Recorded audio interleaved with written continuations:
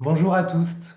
Aujourd'hui, vendredi 20 novembre 2020, c'est le TIDOR, le Transgender Day of Remembrance, ou, en français, la journée du souvenir trans. Cette journée est dédiée à la mémoire de toutes les personnes trans, meufs trans, mecs trans, personnes non binaires, à qui la transphobie a ôté la vie quelque part dans le monde. Je m'appelle Lynn, je suis non binaire, et je vous invite à célébrer ce TIDOR 2020 confiné en ma compagnie. Ensemble, souvenons-nous de nos 430 adelphes trans mortes cette année. Souvenons-nous de leurs noms, souvenons-nous de leurs visages et, lorsqu'il n'y a ni nom ni visage, souvenons-nous quand même. Pour ce faire, je vous propose de vous recueillir avec moi devant le diaporama mis à disposition sur le site tidor.translivesmatter.info que je lancerai dans quelques instants. Et comme mes adelphes et moi, nous ne sommes pas juste des victimes, des mortes en devenir ou des devenues mortes. Comme mes adelphes et moi, nous sommes aussi des puissances de vie, des forces créatrices et révolutionnaires qui travaillent ce vieux monde patriarcal binaire de l'intérieur pour le transformer en profondeur. Je lirai quelques textes d'auteurs trans pour accompagner notre visionnage du diaporama. Ainsi, nos mortes et nos vivantes se retrouveront pour danser ensemble sur la piste de nos libérations.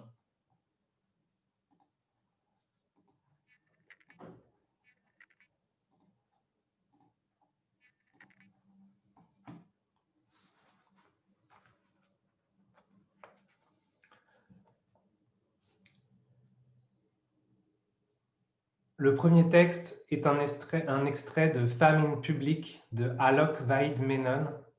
C'est un poème qui s'appelle « Où se rendent toutes nos sœurs tristes ». La traduction en française est des sœurs Charlie et Nausicaa, avec une relecture des sœurs Marie, Margot et Camille.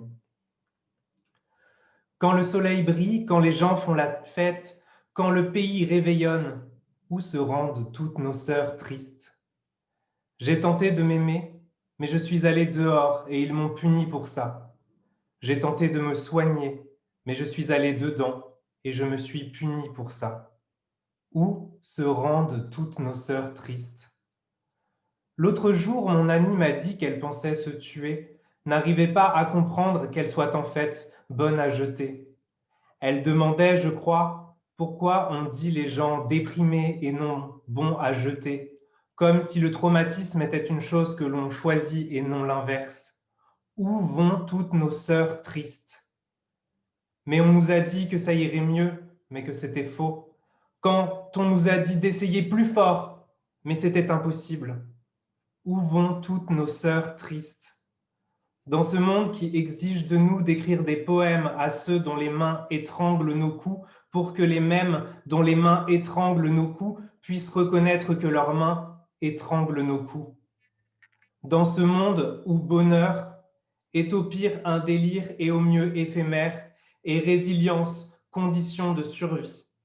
Le progrès, un conte de fées pour nous garder endormis, l'espoir, une drogue que sans cesse l'on nous prescrit. Où le seul moyen de guérir est de souffrir, où le seul moyen de guérir est de souffrir. Où se rendent toutes nos sœurs tristes? Quand le seul moyen de guérir est de souffrir, une autre sœur triste et son histoire de la guerre mondiale sur son corps que l'on ne peut pas entendre à cause de la guerre mondiale sur notre propre corps. Quand une société est plus prompte à nous dire d'arrêter de pleurer que de leur dire d'arrêter de blesser, dis-moi, où se rendent toutes nos sœurs tristes?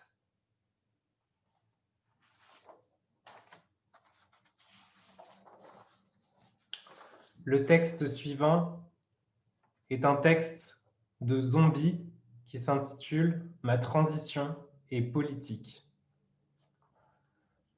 Le mot « identité de genre » me met mal à l'aise parce qu'il donne l'impression que c'est un truc immuable qui fait partie de moi, comme si j'avais une âme ou un cerveau de mec ou je ne sais pas trop quoi. Comme si c'était un truc quantifiable, quelque chose que les cis pourrait évaluer scientifiquement et qui marquerait une limite fixe entre eux et nous.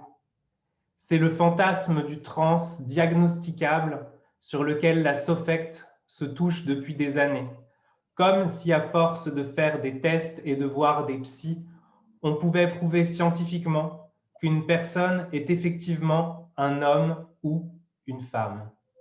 En fait, les cis, vous me faites marrer des fois. Je me demande comment vous vous représentez le truc. Est-ce que vous imaginez que j'ai reçu une visite de ma marraine la bonne fée et qu'elle est venue avec des barésilles et une boîte d'androtardil? Est-ce que vous pensez que j'ai accumulé les points comme sur une carte de fidélité et qu'à force de chouiner dès que j'avais de la fièvre et de laisser ma copine faire le ménage chez moi, j'ai reçu mon diplôme officiel de mec? Ou alors, j'ai eu une révélation et au lieu de voir Jésus, j'ai vu Marsha P. Johnson. On a passé tout ce temps à vous répéter que les femmes trans sont des femmes et que les hommes trans sont des hommes et vous, comme d'habitude, vous avez tout compris de travers. Vous en avez fait un truc sacré, une certitude quasi mystique qui distinguerait les personnes trans de vous. Bien sûr, il y a un paquet de personnes qui vivent leur transition comme ça, mais c'est loin de faire l'unanimité. Et pour vous, voir le truc comme ça, c'est surtout un moyen d'éviter de vous poser des questions. La vérité, c'est que j'ai pas plus une âme de mec que toi, ton hamster ou Christine Boutin. Parce que, spoiler alerte, le genre est une construction sociale. Comment tu veux qu'on puisse prouver qu'on appartient à une catégorie sociale fictive, inventée de toutes pièces par des patriarches désireux de structurer leur domination? Le genre, c'est une vaste arnaque, une sorte de méga prank à l'échelle planétaire. Tu nais, tu fais ta vie tranquillement, et là, on vient te dire que tu n'as pas le droit de te comporter comme ci ou comme ça, et que c'est la loi sacrée des organes sexuels qui l'a décidé. Toi, tu comprends pas trop parce que tu as 8 ans et que globalement, ta chatte, tu t'en sers pas des masses. Mais comme au bout d'un moment, tu en as marre de te faire traiter de salope ou de taré, tu finis par faire ce qu'on te dit.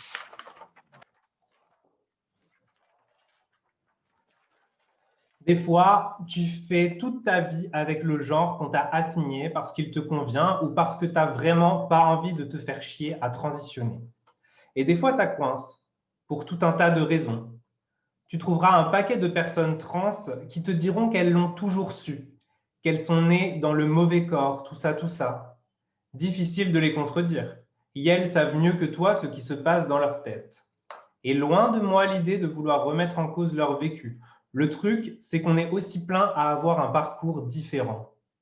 Ce truc d'identité, j'ai l'impression que c'est à la fois une bouée de sauvetage et une prison.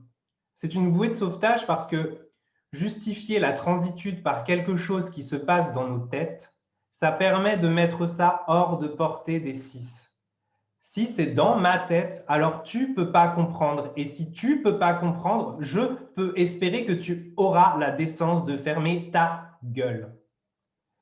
Mais ça implique aussi qu'on ne soit pas vraiment actrice de notre transitude, que ce soit une sorte de contrainte. Et ça me pose problème parce que ce n'est pas du tout comme ça que je le vis.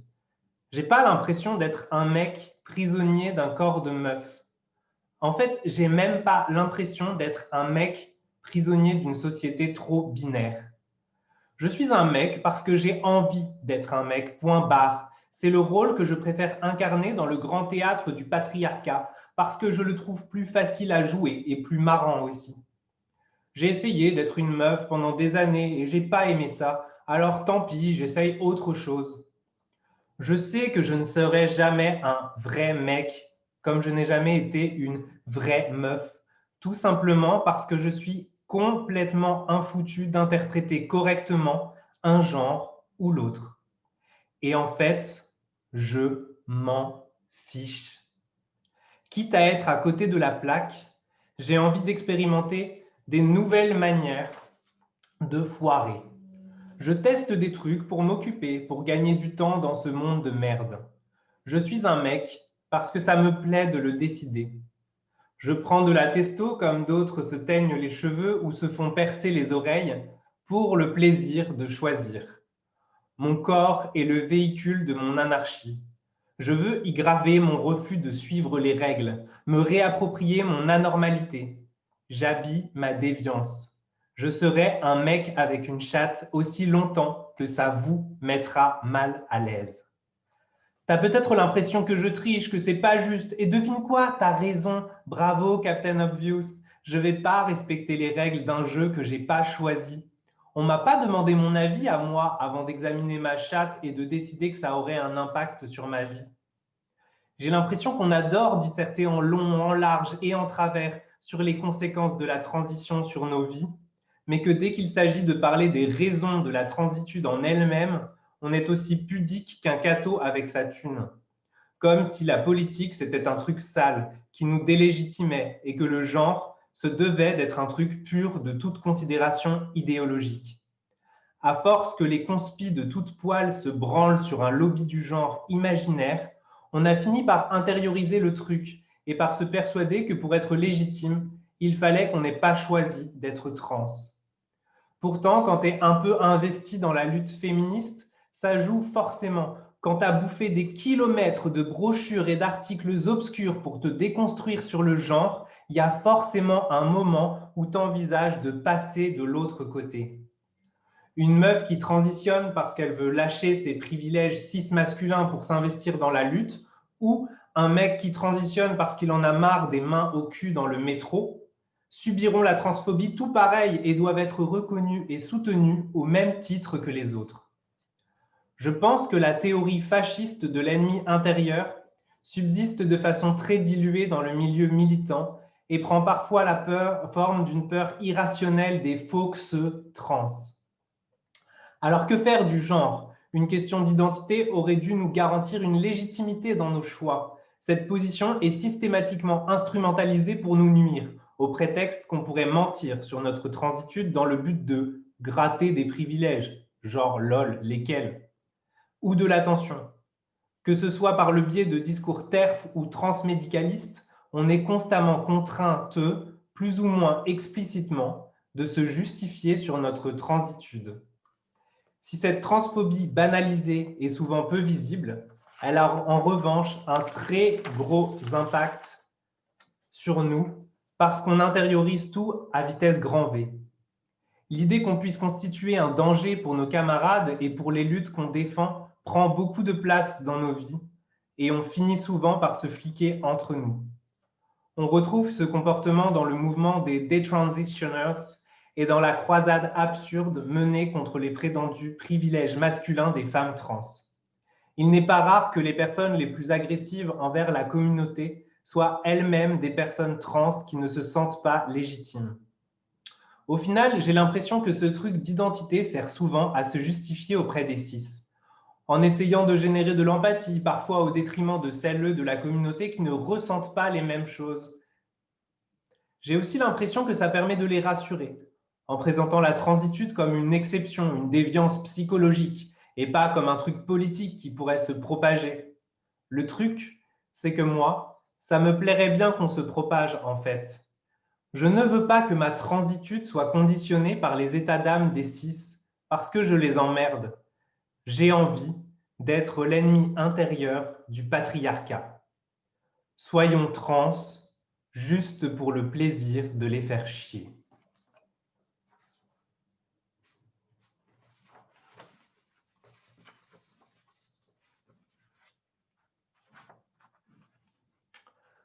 Le prochain texte s'intitule « Hymne au corps » et il est de Paul B. Preciado. Nous aimons le corps malade. Nous aimons les cicatrices et les morsures laissées sur la peau par les blessures. Nous aimons le vieux corps marqué par le temps, ridé par le soleil, plein de souvenirs. Nous aimons le corps lent. Nous aimons l'imperfection et le déséquilibre, la lèvre ouverte, l'œil qui voit à peine, la main qui a du mal à saisir l'objet, le pénis flasque, la jambe qui est plus courte que l'autre, la colonne vertébrale qui ne peut pas se redresser. Nous aimons le vrai corps, fragile et vulnérable, et non le corps idéal et tyrannique de la norme. Nous aimons le corps poétique, car le langage n'est qu'un des organes abstraits du corps vivant. et nous aimons le corps dans toutes ses dimensions organiques et inorganiques. Le langage et la technologie sont des organes collectifs et politisés. Comme tous les autres organes du corps, ils nous ont été volés. Nous ne savons presque rien sur le corps vivant.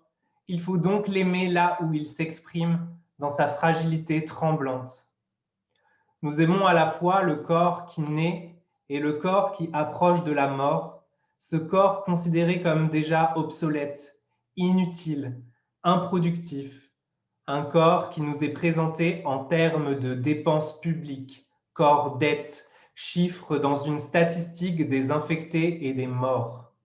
Nous aimons ce corps qui, bien qu'au bord de la mort, est encore sensible à un rayon de lumière sur la peau, à un mot, à un son. Le corps vivant dans toutes ses dimensions est notre seule religion. Par conséquent, plus un corps devient corps quand il ne présente aucune des vertus patriarco-coloniales, force, production, jeunesse, luxe, plus nous l'aimons davantage.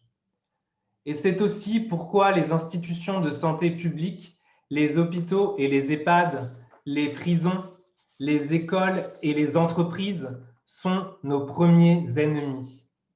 Parce qu'ils cherchent à réduire le corps vivant à l'anatomie, à l'indice de santé publique, à la rentabilisation des retraités, aux chiffres de prévention de la criminalité, au niveau d'éducation, au profit. Les gouvernements ont parlé de la guerre contre le virus, mais en réalité, ils ont fait la guerre à nos corps poétiques. Notre peau a été arrachée, nous avons été privés de tout contact et soin, nous avons été séparés des amis et des amants, et les corps précieux de nos chers covidiques ont été jetés dans une fosse sans nom, privés du rite qui relie la mémoire des corps au corps des vivants. L'État pharmaco-pornographique s'est comporté comme un créon néolibéral. Nous interdisons d'enterrer nos morts au motif qu'ils sont devenus nocifs pour une communauté qui rêve d'être immunisée. Nous, les enfants bâtards d'Antigone, exigeons soin et célébration des corps de nos aimés covidiques, tant vivants que morts. Parce que nous ne sommes pas la communauté immunisée, nous sommes la communauté malade. Nous sommes intoxiqués et toxiques. Le monde auquel nous avons appartenu, ce monde qui ne parle que de santé publique, de prévention et d'hygiène, n'a rien fait d'autre. Du colonialisme à Hiroshima, en passant par la Shoah et Tchernobyl, que détruire le corps vivant. La religion a fait du corps la prison de l'âme et l'ennemi de Dieu. Il l'a fouetté, ligoté, cherché à le purifier par le tourment et le feu. Elle a voulu le nier, le dominer, le sublimer. La science a transformé le corps en un objet anatomique, l'a disséqué, l'a divisé en organes et en fonctions. Elle a voulu le connaître et le contrôler. L'État libéral moderne a fait du corps un bien et une marchandise. Une responsabilité et une possession privée de l'individu. Il l'a discipliné, normalisé, uniformisé. Le capitalisme colonial a fait du corps une force de travail, l'a écrasé, lui a pris non seulement toute son énergie vitale, mais aussi tout son pouvoir de création. Il a voulu le capturer, l'acheter, le vendre, le rentabiliser. Le patriarcat a transformé le corps en force de reproduction. Il l'a violé, l'a engrossé. Dans le néolibéralisme, ce corps brisé, ravagé, exproprié, capturé, duquel toute force vitale a été extraite, est encore nié. À sa place, un avatar lisse est présenté comme une image électronique partagée. Mais le corps résiste. Mais le corps résiste. La distance sociale qui nous est imposée ne concerne que les pratiques politiques et poétiques. On ne peut ni manifester, ni se réunir pour aimer, pour débattre ou pour créer, mais nous pouvons nous rencontrer pour produire et procréer. La société est morte. La société est morte. Il ne reste plus que la télé-usine et la famille, deux sphères dans lesquelles le corps vivant est encore nié et exploité. Mais nous, contre toutes les lois, nous aimons le corps sidaïque, cancéreux, obèse, tuberculeux, stérile, boiteux, lépreux, anxieux, dépressif, neurasthénique, psychotique, le corps rongé par la cirrhose, le corps ébranlé par la crise cardiaque, le corps en attente d'une greffe de n'importe quel organe, vivant ou imaginaire. Nous aimons le corps covidique. Nous voulons, comme le font chaque jour les infirmiers et les soignants, l'accompagner. Nous sommes anti-hygiéniques, joyeusement viraux et contagieusement vivants.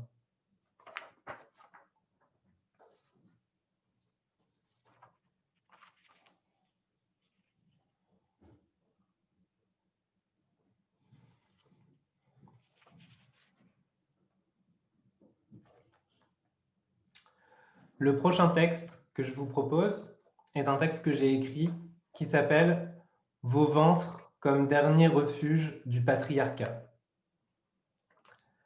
J'adresse rageusement ce texte à toutes les féministes transphobes, à celles que nous appelons, nous, transféministes, les TERF, Trans Exclusionary Radical Feminists, mais qui préfèrent se qualifier entre elles de gender critical, critique du genre. Ce nom que vous revendiquez sans la peur panique paranoïaque à plein nez, la même peur panique paranoïaque que celle des cathos-fachos de la Manif pour tous, délirant sur une théorie du genre imaginaire qu'un non moins imaginaire lobby LGBT aurait réussi à introduire à l'école républicaine, dans le but secret d'apprendre à leurs enfants à devenir de gros starloos dévergondés. Cette peur panique paranoïaque, c'est celle de tous celles qui sentent que leur vieux monde pourri se délite et que leur place au soleil n'est plus assurée. La vérité, c'est que notre existence à nous, les personnes trans, vous terrorise, parce que notre existence menace l'ordre binaire et avec lui vos miettes de privilèges, celles que le patriarcat capitaliste et colonial jette aux meufs cis hétéras blanches bourgeoises dans l'espoir d'en faire ses pigeonnes de main. Oh, bien sûr, vous jouez suffisamment bien les féministes pour donner le change. Vous faites vos petits numéros de matérialistes radicales à qui on ne la fait pas et on y croirait presque. Sauf que réduire encore et toujours la femme à un ventre ou, comme vous dites, à un appareil génital qui permet la gestation et l'accouchement d'un enfant n'a rien de matérialiste ni de radical. Reprendre à son compte une vieille idéologie patriarcale et la maquiller en constat biologique n'a rien de matérialiste ni de radical. Ce qui est matérialiste, c'est partir de la diversité réelle des expériences d'oppression patriarcale et reconnaître leur complexité.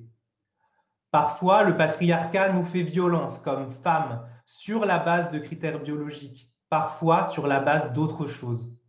Parce que le patriarcat analyse rarement la complexité de notre karyotype, de notre système hormonal, de notre anatomie et de leurs rapports avant de venir nous emmerder. Sans oublier que le patriarcat nous fait également violence comme traîtres à notre genre, parfois sur la base de critères biologiques, parfois sur la base d'autres choses. Et qu'elles le veuillent ou non, toutes ces subversions réprimées concernent également les meufs cis et leur féminisme. Ce qui est radical, ce n'est pas de faire de vos ventres le dernier refuge du patriarcat, mais de l'en expulser une bonne fois pour toutes. On ne détruit pas la maison du père avec la binarité de sexe et de genre, car la binarité de sexe et de genre est le fondement même de sa maison. La distinction étanche entre hommes et femmes n'est pas un fait de nature, mais une idéologie politique dont le seul et unique intérêt est de justifier la domination d'un groupe social sur un autre. Tant que nous admettrons sous quelque forme que ce soit, que les hommes sont hommes en tant qu'ils ont le monopole de caractéristiques corporelles, psychologiques et comportementales socialement valorisées, et que les femmes sont femmes en tant qu'elles ont le monopole de caractéristiques corporelles, psychologiques et comportementales socialement dévalorisées, notre combat contre le patriarcat est perdu d'avance. Ce qui est radical, ce n'est pas l'égalité femmes-hommes, car l'égalité femmes-hommes est un piège à cône institutionnalisé. Ce qui est radical, c'est l'égalité, tout court. L'égalité dans la diversité et la complexité queer effective des réalités corporelles, psychologiques et comportementales de chacun. Vous l'aurez compris, vous avez raison d'être terrorisé. Non pas comme vous semblez le croire, parce que nous serions venus vous disputer vos miettes. Gardez-les, vos miettes, et étouffez-vous avec. Les miettes, ça ne nous intéresse pas. Ce que nous voulons, c'est la main qui les jette, et aussi le bras, et tout le reste. Ce que nous voulons, c'est le cadavre du patriarcat aux 1001 visages.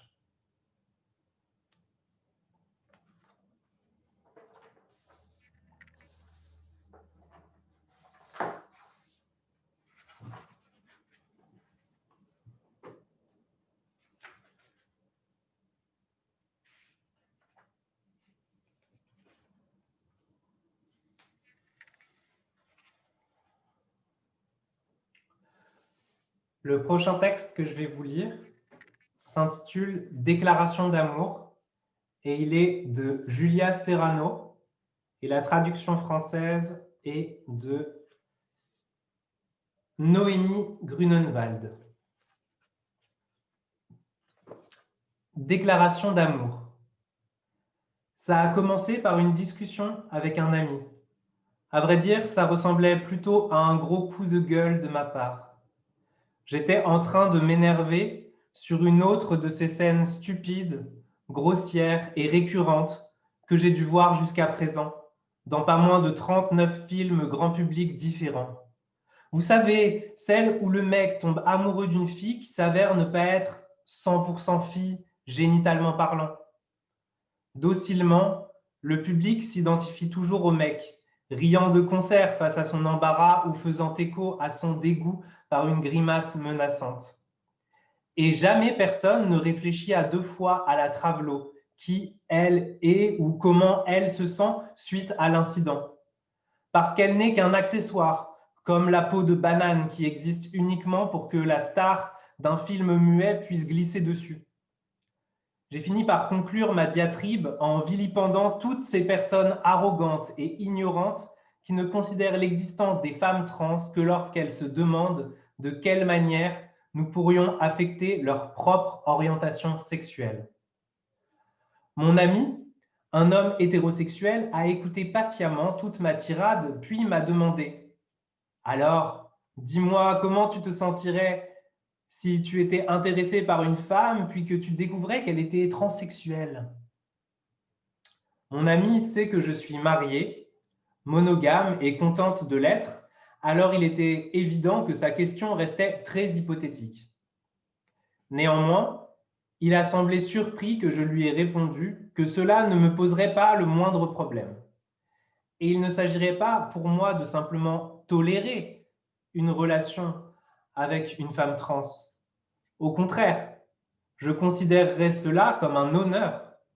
Pour dire la vérité, durant les 3 dernières années, environ la moitié des femmes qui ont suscité mon intérêt, que j'aurais imaginé draguer si j'avais voulu sortir avec quelqu'une, se sont avérées être des femmes trans. À peine avais-je mentionné ceci que mon ami a dit « Oh, je ne pensais pas que tu étais une fétichiste des trans ». Je l'ai alors remercié sarcastiquement d'insinuer que la seule raison pour laquelle une personne pouvait être attirée par quelqu'une comme moi était qu'elle souffre d'une sorte de perversion sexuelle. Après l'avoir engueulé, j'ai continué en expliquant qu'il y a de nombreux traits de personnalité que je trouve attirants chez les femmes. La passion, la créativité, le sens de l'humour et la confiance en soi. Et d'après mon expérience, je peux dire que les femmes trans ont tendance à disposer avec force de toutes ces qualités, alors que certains hommes adorateurs des femmes trans ont tendance à nous fétichiser pour notre féminité ou notre soumission sexuelle supposée.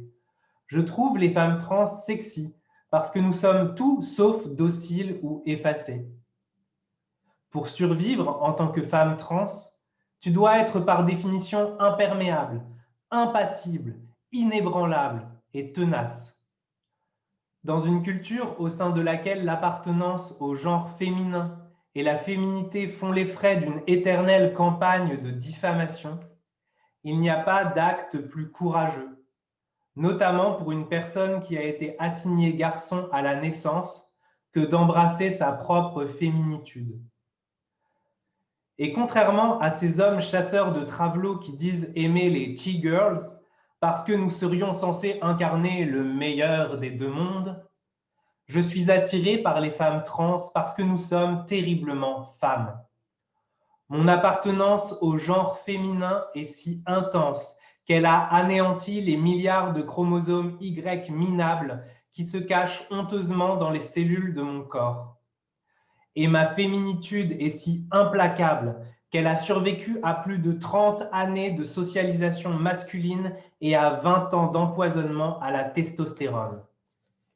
Certains pervers en quête de frissons perçoivent les femmes trans comme des fantasmes sexuels androgynes, mais c'est seulement parce qu'ils sont trop absorbés par eux-mêmes pour voir à quel point nous sommes terriblement et profondément femmes. À ce moment de la conversation, mon ami a essayé de jouer ce qu'il pensait probablement être sa carte maîtresse. Il m'a demandé « Alors, que se passerait-il si tu te rendais compte qu'une femme trans qui t'attire avait encore un pénis ?» J'ai ri, puis j'ai répondu que j'étais attiré par des personnes, pas par des morceaux de corps désincarnés, et que je serais une amante égoïste, ignorante et décevante si je m'imaginais que les organes génitaux de ma partenaire existaient avant tout pour mon plaisir plutôt que pour le sien. Tout ce qu'il y a à savoir sur les organes génitaux, c'est qu'ils sont faits de chair, de sang et de millions de minuscules terminaisons nerveuses frissonnantes. Toute autre chose que vous pourriez y voir serait pure hallucination, un produit de votre propre imagination débordante. Pour paraphraser le célèbre dicton, le contraire de l'attraction n'est pas la répulsion, mais l'indifférence. Ainsi, toute personne qui paniquerait face aux organes génitaux inattendus de son amante est probablement un peu plus intéressée par les pénis qu'elle n'oserait jamais l'admettre. Et au passage, ceci s'applique aussi à ces fameuses lesbiennes qui s'identifient Women Born Women et qui semblent se calquer sur les attitudes stéréotypées des hommes hétérosexuels dès qu'il s'agit de ce point précis. Mon ami, apparemment toujours perplexe, m'a demandé « Alors, si ce n'est pas les organes génitaux, qu'est-ce qui t'attire le plus dans le corps des femmes trans ?» Je me suis arrêté une seconde pour réfléchir à la question, puis j'ai répondu que c'était presque toujours leurs yeux. Quand je les regarde, j'y vois à la fois une force inépuisable et une tristesse inconsolable. Je vois une personne qui a surmonté des humiliations et des attaques qui auraient abattu n'importe qui. Je vois une femme à qui l'on a appris à avoir honte de ses désirs et qui a finalement eu le courage de les poursuivre malgré tout. Je vois une femme qu'on a forcée contre sa volonté à vivre une enfance de petit garçon, qui s'est accrochée à un rêve que tout son entourage essayait désespérément de lui faire oublier, qui a refusé d'écouter le flot incessant de gens lui disant que ce qu'elle était et ce qu'elle voulait n'existait pas. Quand je regarde dans les yeux des femmes trans, je comprends en profondeur à quel point cela peut donner de la force d'être une femme, ce que beaucoup de femmes cissexuelles semblent pourtant avoir oublié, prenant leurs identités et leur anatomie de femme pour acquise ou se résignant malheureusement à un rôle passif plutôt que de s'approprier une position d'actrice. Dans les yeux des femmes trans, je vois une sagesse qui ne peut que provenir du fait d'avoir eu à se battre pour être reconnue en tant que femme, une force brute qui ne peut que provenir du fait d'avoir eu à affirmer fièrement son droit à être femme dans ce monde inhospitalier. Dans les yeux des femmes trans, je vois des personnes qui comprennent que, dans une culture qui s'est de toute évidence construite sur l'hystérie homophobe masculine, assumer d'être une femme et exprimer ouvertement sa féminitude n'est pas un signe de frivolité, de faiblesse ou de passivité, mais un terrible symbole de courage.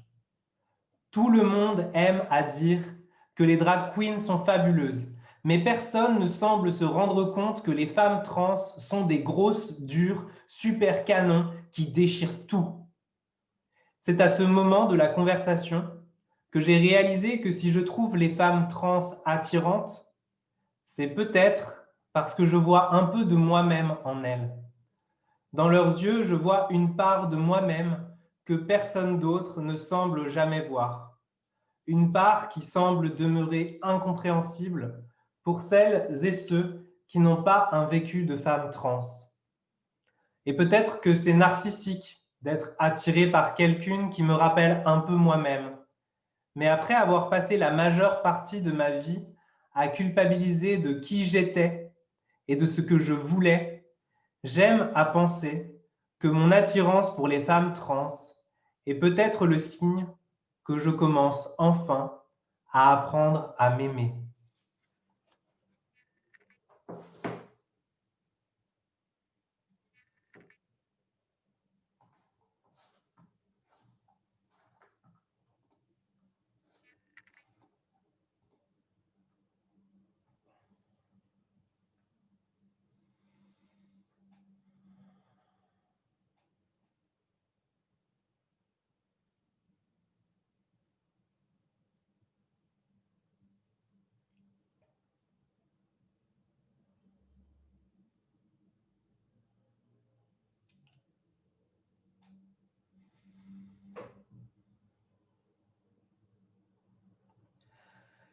La déesse est de tous les sexes, surtout des sexes stériles, surtout des sexes absents, surtout des sexes séniles, surtout des sexes mutants.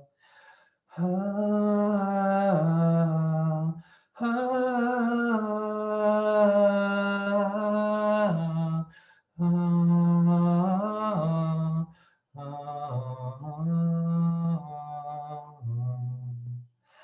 la déesse est de tous les plaisirs, surtout des plaisirs sans phare, surtout des plaisirs contre nature, surtout des plaisirs placards, surtout des plaisirs sur mesure.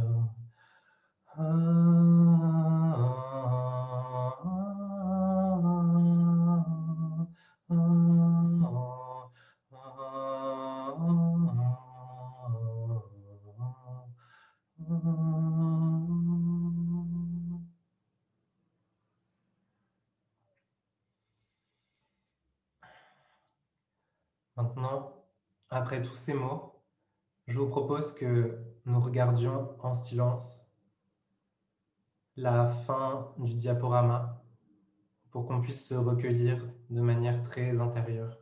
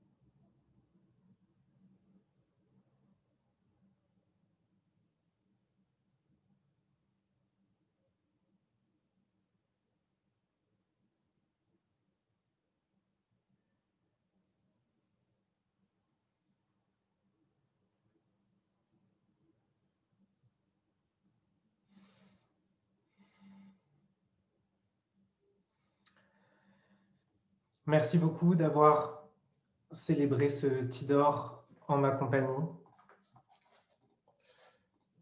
Voilà, c'est tout du coup pour cette fois. C'était tellement difficile de voir tous ces noms et tous ces visages. Il y en a tellement. C'est horrible. C'est vraiment horrible. Bref, prenez soin de vous. Portez-vous bien. Faites la révolution. Niquez le système. Et que la déesse vous protège. Ou que ce en quoi vous croyez vous protège.